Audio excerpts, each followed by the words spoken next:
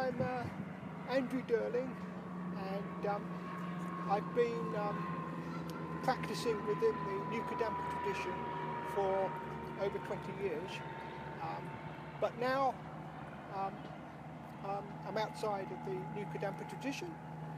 I've had the great good fortune to have met with His Holiness the Dalai Lama recently in Cambridge, and that was a fantastic meeting. It was a real privilege and a joy to be in the presence of His Holiness. I found that meeting a very important moment in my journey to what I would say is a more normal life outside of the New Kadampa tradition. His Holiness I found to be very warm, open, honest, funny, and full of the wisdom that I needed to help me in my own healing process, in the healing I needed in my journey away from the New Kadampa tradition towards a more normal way of life and a more effective way of building my meditation practice and my life as a Buddhist. What I found so refreshing about listening to His Holiness was how open he was to what people said, and he made everybody feel so at ease in his presence. There was no airs or graces, there was no formalities. His Holiness was very informal and very warm, and it made me realise just why His Holiness is so loved by so many people throughout the world, and a lot of what he said was very meaningful for me afterwards when I reflected upon it afterwards, and so I really feel that what His Holiness said about Buddhism in general and about the New Kadampa tradition in particular went a long way towards explaining why it was necessary for me to leave the New Kadampa tradition and to search for a more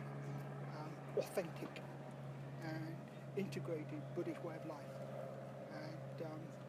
His Holiness gave a lot of really valuable advice in that respect.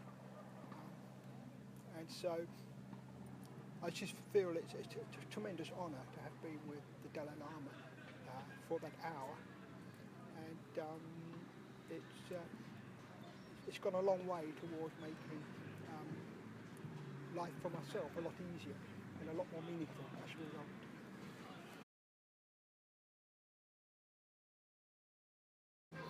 I left the New Kadampa tradition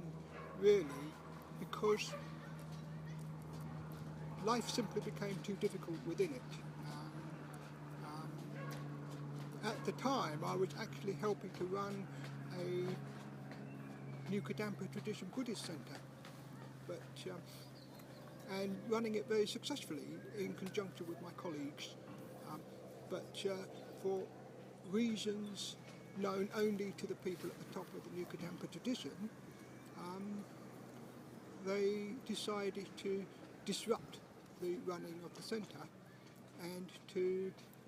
in effect, take it over out of the hands of the community that was running it, and to run it in their own way. But they did it in a very undemocratic, underhand way. Instead of consulting with me and my colleagues about the best way of effecting changes in the centre, they simply, in effect, took it over in a way which even the Charities Commission saw as being illegal, in effect. And so that was like the final moment that made me realise that it was impossible to work constructively within the new Kadampa tradition, because the emphasis within the tradition is very much on total control exercised by the top, and any criticism or dissent by anybody within the NKT is regarded as unacceptable and intolerable. So there was this culture of intolerance within the new Kadampa tradition that had built up over the years and had become very, very difficult to live with. So now, outside of the new Kadampa tradition, I have, in effect, discovered the true richness of the Buddhist tradition. And in fact, I have been able to feel completely free to explore other traditions, to read a much wider range of Buddhist texts, and to try out a much wider range of Buddhist practices. That has been very liberating, very inspiring, and has given me, I feel, it's given me a greater depth and richness to my spiritual practice and to my personal meditation. And the advice that His Holiness gave me has helped me in developing and realising the sheer range of resources that's available out there within the Buddhist world. And it made me realise, looking back, that within the new Kadampa tradition, the approach is too narrow, far too narrow. The emphasis upon just one guru, the emphasis upon just one small range of texts, the emphasis upon just a few meditation practices, the unwillingness to enter into dialogue with the rest of the Buddhist world, the unwillingness to be responsive to any critiques from the academic world. So